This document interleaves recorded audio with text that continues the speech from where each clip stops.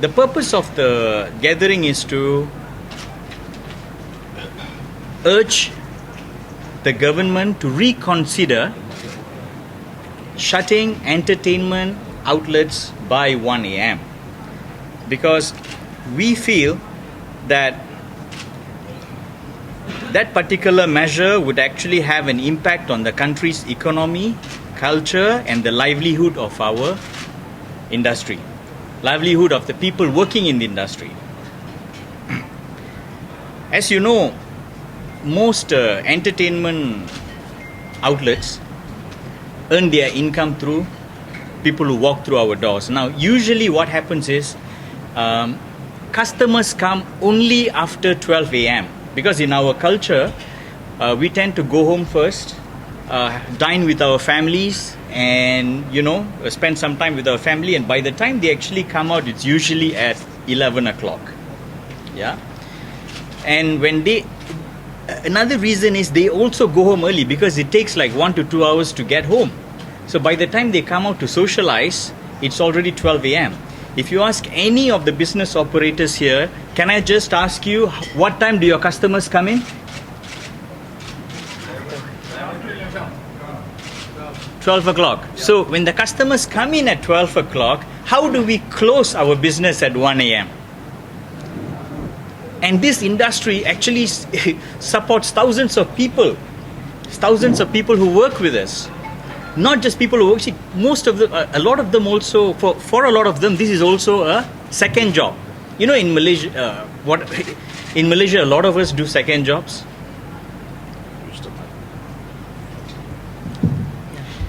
So to a lot of them, this is also a second career.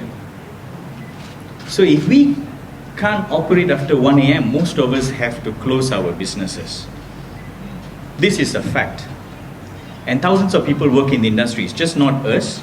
It's just not even the workers in the industry. You have to look at other people as well. The industry is related to this particular industry. Okay? And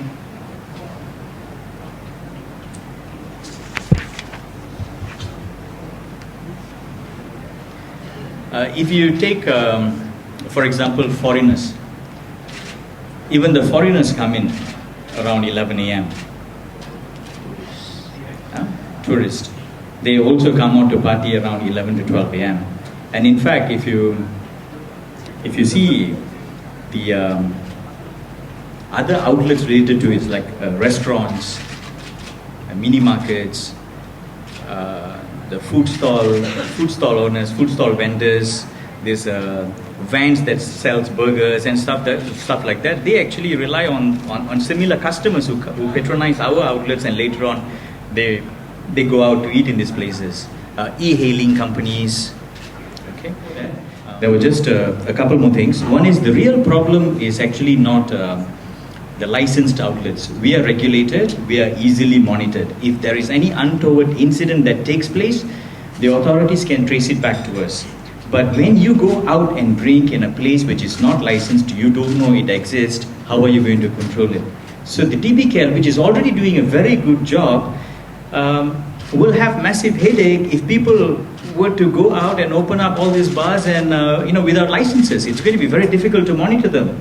Instead, it is better for you to allow us to run the place and then monitor us like any good nations do. Yeah.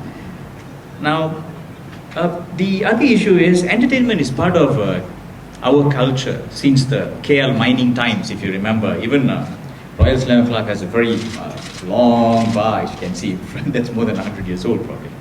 So, and we have managed it very well. We are people who live with different cultures. We respect each other. There are some people who don't drink. There is, fine, you can go home, sleep. There are some people who would like to party outside, and they have the right to do that after the age of 21. Don't you think so? But primarily, if you shut down at 1 a.m., I'm telling you, most of us will go out of business, and there are thousands of people employed in this industry. I tell you, a lot of them are people who need the job because they work 9 to 5 or 11 to 8, and then they come in and do their part-time work, go home at 3 a.m. Yeah? and there is other industry which is totally reliant on this industry. As you know, from the stall operators to the 24-hour shops, e-hailing. Wow, it's enormous. Actually,